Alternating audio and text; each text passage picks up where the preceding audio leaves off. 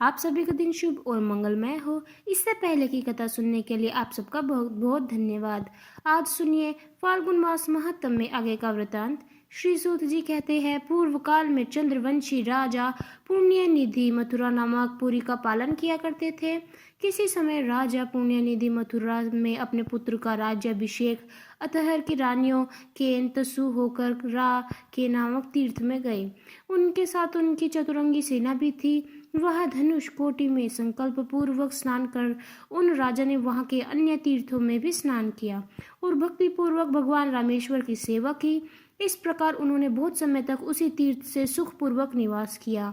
वहां रहते हुए राजा पुण्यनिधि ने किसी समय भगवान विष्णु को प्रसन्न करने वाला एक यज्ञ किया। यज्ञ पूरा होने पर वे अपनी पत्नी तथा परिवार के लोगों के साथ अव्रत स्नान के लिए श्री रामचंद्र जी की धनुष कोटि में गए और वहां विधि पूर्वक स्नान किया। इस प्रकार राजा पुण्यनिधि जब उस तीर्थ में निवास कर रहे थे, उसी समय एक दिन राजा की भक्ति परीक्षा करने के लिए भगवान विष्णु ने लक्ष्मी जी को भेजा। वे 8 वर्ष की सुंदर बालिका होकर गंधमादन पर्वत पर गई। उस समय राजा पुण्यनिधि को धनुष कोटि में स्नान करने के लिए गए हुए थे। वहां स्नान करके पुण्य कर्म करने के पश्चात राजा ने अलौकिक रूप सौंदर्य से सुशोभित एक 8 वर्षीय कन्या को देखा। उसे देखकर पुण्यनिधि ने पूछा कि बेटा तुम कौन हो? यहाँ तुम्हारा आने का क्या कारण है? तब राजा के पूछने पर वह कन्या कहने लगी, महाराज, मेरे ना माता है ना पिता है और ना कोई भाई बंधु है। मैं तो अनाथ हूँ। मैं आपकी पुत्री होकर रहना चाहती हूँ। आपको पिता के रूप में देखती मैं सदा आपके घर में निवास करूंगी, परंतु मेरी एक शर्त है। जो मुझे हाथ से पकड़े अथवा जबरदस्ती खींच कर ले जाए, यदि आप दंड दे, तभी मैं आपके घर आपकी पुत्री होकर बहुत लंबे समय तक निवास करूंगी। कन्या के ऐसे कहने पर राजा पुण्यनिधि कहने लगे, शुभ में मैं तुम्हारी कही हुई सारी बातें मानूंगा। मेरे भी कोई पुत्र नहीं है, एक ही वंशधर पुत्र है। बदे जिसके प्रति तुम्हारा अनुराग होगा उसी ही तुम्हें समर्पित करूंगा। बेटी आओ, मेरे घर चलो और हमारी बेटी बनकर रहो। अंतपुर में स्वेच्छा अनुसार रहो। तब बहुत अच्छा कहकर वह कन्या राजा के साथ घर चलती है। राजा ने अपनी पत्नी के हाथ में उस कल्याणमयी कन्या को सौंप दिया। रानी का नाम विंध्यावली था। राजा उसने उससे कहा, देवी, यह हम दोनों की पुत्री है। उसके दूसरे पुरुषों से सर्वत्र रक्षा करो। विंध्यावली ने राजा की आज्ञा शिरोध की और उस कन्या को अपने हाथ में ले लिया। राजा के द्वारा अब कन्या का पुत्र की तरह ही पालन पोषण होने लगा। वह लाड़ प्यार और सुख से राजमहल में रहने लगी। इसके बाद जगदीश्वर भगवान विष्णु अपने लक्ष्मी को ढूंढने के लिए एक दिन बैकुंठ से निकले और राम सेतु पर गए। वहां सबोर घूमते उसी समय फूल तोड़ने कैतहल से वह कन्या अपनी सखियों के साथ राजा के बगीचे में गई और वहां पेड़ों से सुंदर सुंदर फूल चुगने लगी। तब वहां भगवान विष्णु एक ब्राह्मण का रूप धारण करके अचानक आकर खड़े हो गए। ब्राह्मण को अचानक वहां आया देखकर कन्या ठिठक कर खड़ी रह गई। उस मधुर भाषणी कन्या को देखकर ब्राह्मण ने बड़ी जल्दी से उसका हाथ पकड़ लिया। यह देखकर कन्या अपनी सखियों के साथ उस बगीचे में चिल्लाने लगी। उसकी चिल्लाहट सुनकर राजा पुण्यनिधि वहीं पर आ गए और वहां राजा ने उस कन्या और उसकी सखियों से पूछा कि बेटा बताओ, तुम अपनी सखियों के साथ क्यों चिल्ला रही थी? तब वह कन्या कहने लगी, हे पिताजी, इस ब्राह्मण ने हठपूर्वक मेरा हाथ पकड़ लिया था। तात वह यहीं पर उस वृक्ष के नीचे निर्भय होकर खड़ा हुआ है। राजा परम बुद्धिमान और सद्गुणों के निधान थे। उन्होंने उस ब्राह्मण का यथार्थ बल न जानते हुए उसे जबरदस्ती पकड़ लिया और रामेश्वर मंदिर में ले जाकर वहां पैरों में बड़ी बेड़ी डालकर रस्सी से बांधकर फिर से उसे मंडप में ले गए। अपनी पुत्री को आश्वासन देकर राजा ने अंतपुर में भेज दिया और खुद ही परम सुंदर भवन में जाकर सोने लगे। सोते समय अपने सपनों में उस ब्राह्मण को देखा। वह शंख चक्र गदा पग और वनमाला से विभूषित था।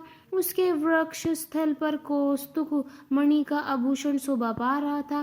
ब्राह्मण के इस रूप में तो साक्षात श्री हरि विराजमान थे।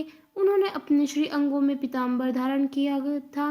उनके अंगों की कांति कृष्ण मेघ के समान श्याम थी। मुख पर मनोहर मुस्कान की मनोहर घटा छा रही थी और स्वच्छ दंत पंक्ति चमक रही थी। कानों में मछली की आकृति के कुंडल सुशोभित थे। भगवान शेष शैया पर लेटे हुए थे और देव ऋषि नारद उनकी स्तुति कर रहे थे।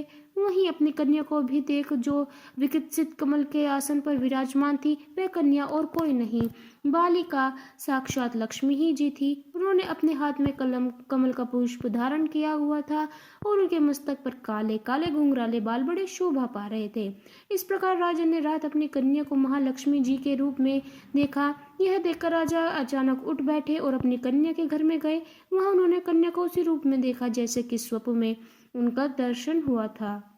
प्रातःकाल सूर्य उदय होने पर राजा पुण्य निधि कन्या को साथ लेकर रामेश्वर मंदिर में पहुंचे और उनसे श्रेष्ठ मंडप में गए, जहां उन्होंने ब्राह्मण को बंदी बनाकर छोड़ा था। वहां ब्राह्मण को उनको साक्षात श्रीहरि के रूप में देखकर ठीक उसी रूप में जैसे कि स्वप्न में दर्शन हुआ था। वनमाला आदि चिन्हों से पहचाने जाने वाले भगवान विष्णु को जानकर राजा ने उनकी इस प्रकार स्तुति आरंभ कर दी। हे कमलकांत, आपको नमस्कार है। हे गुरुवर ध्वज, आपको नमस्कार है। हे शांगपर्ण, आपको नमस्कार है। आपको नमस्कार है। हे कृपा मूर्ति, आपके लिए नमस्कार है। मधुसूदन, आप मेरा यह अपराध क्षमा कर दीजिए। राजा को अपनी गलती का प्रायश्चित हो रहा था। इस प्रकार महाविष्णु की स्तुति करके राजा पुण्यनिधि ने संपूर्ण जीवनों की जननी श्री लक्ष्मी जी की भी स्तुति की कि संपूर्ण जगत को धारण करने वाली देवी, आपको नमस्कार है। मेघा और सरस्वती है, मैं आपको बारंबार नमस्कार करता हूँ। हे देवेश्वरी, आप ही यज्ञ विद्या, महाविद्या, अतिशोभ्य, महाग्रह विद्या, महात्मा विद्या, आप सभी प्राणियों को मुक्ति देने वाली है, आपको नमस्कार है। महालक्ष्मी जी की इस प्रकार की स्तुति करके राजा ने अब फिर से भगवान विष्णु से इस प्रकार प्रार्थना की कि हे श्री हरि, अज्ञानवश आपके मैं पैरों में बेड़ी डालकर जो इस समय आपके प्रति अपराध किया है वह स्पष्ट ही द्रोह है। आप उसे यदि हो सके तो क्षमा करें। मधुसूदन, आप संपूर्ण जगत के पिता है और पिता को पुत्र का अपराध क्षमा कर देना ही चाहिए। अपराधी दैत्य को अपने स्वरूप तक दे डालता है। भगवान, मेरी भी इस अपराध को क्षमा कर दीजिए। हे कृपानिधि, मरने के लिए हुई पूतना को भी आपने अपने चरण कमलों में स्थान दिया था, मेरी भी रक्षा कीजिए। हे लक्ष्मीकांत केशव, मुझ पर अपनी कृपा दृष्टि डाल दीजिए। इस पर भगवान प्रसन्नता से कहने लगे, तुम मेरे प्रिय भक्त हो। शत्रु दुश्मन मैं तो भक्तों को अपराध सदा ही क्षमा करता हूँ। तुम्हारी भक्ति जानने के लिए ही मेरी प्रेरणा से मेरी प्रिय लक्ष्मी जी तुम्हारे घर आई थी और तुमने इनकी भली भांति संरक्षण किया है, इसलिए मैं तुम पर बहुत संतुष्ट हूँ। संसार में जो पुरुष मेरे स्वरूप भूत इन महालक्ष्मी जी में भक्ति रखता है वह मेरा भी भक्त कहलाता है। इनसे विमुख है, इनका सम्मान नहीं करता, मेरे दोष प्राप्त माना गया है। तुमने तो भक्ति पूर्वक इसका पूजन किया है, इसलिए तुम्हारे द्वारा मेरी भी पूजन संपन्न हो गई है। इनकी रक्षा करते हुए जो तुमने मुझे बंधन में डाला है वह तो अत्यंत मुझे प्रिय लगा है और यह लक्ष्मी जी की वास्तव में तुम्हारी पुत्री है। भगवान विष्णु के ऐसा कहने के बाद लक्ष्मी जी भी उनसे कहने लगी, राजन, तुमने तो मुझे अपने घर पर मेरी रक्षा की है। हम दोनों की कृपा अब तुम पे सदा बनी रहेगी। हमारे चरणों में तुम्हारी अविचल भक्ति बनी रहेगी। देवासन होने पर तुम्हें अंत में मोक्ष भी प्राप्त होगा। भगवान विष्णु की भक्ति से युक्त तुम्हारी बुद्धि सदा धर्म में लगी रहेगी। इसके बाद भगवान विष्णु फिर से कहने लगे, राजन, तुमने जिस प्रकार यह बेड़ी से बांधा है मुझे और मैं इसी मंडप में सदा निवास करूंगा। मोक्ष को प्राप्त होंगे, इसके लिए तुम हुए मैं तथा जी लक्ष्मी जी के स्तोत्र को जो प्रसन्न पूर्वक पढ़ेंगे उन लोगों को या जो लोग इसको सुनेंगे और लिखेंगे, मेरी उन पर परम धाम से पूर्णावृत्ति नहीं होगी।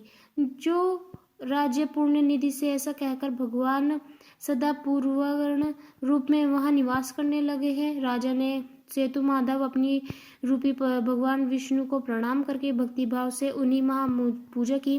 श्री रामेश्वर का सेवन करके अपने घर को प्रस्थान किया। मथुरा में उन्होंने अपने पुत्र को राजा बना दिया और स्वयं जीवन भर परम उत्तम सेतु तीर्थ में निवास किया। मृत्यु हो जाने के बाद राजा ने अंत में मोक्ष प्राप्त कर लिया और उनकी पत्नी विंध्यावली भी उन्हीं के साथ मृत्यु को प्राप्त हो गई। उस पवित्रता ने अपने पति के साथ ही उत्तम गति प्राप्त कर ली। इस प्रकार जो सेतु तीर्थ में भक्त पूर्वक प्रतिदिन सेतु माधव का दर्शन करता है उन्हें कभी पुनर्वृत्ति नहीं होती, अर्थात उन्हें मोक्ष मिलता है।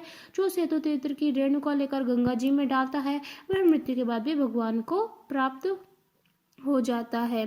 भगवान रामेश्वर को स्नान कराता है और उसके भर्म को सेतु तीर्थ में रखता है।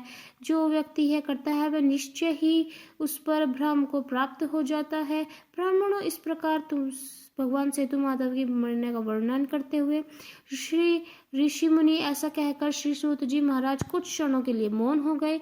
आज के अध्याय में इतने ही। मिलते हैं एक नए अध्याय के साथ।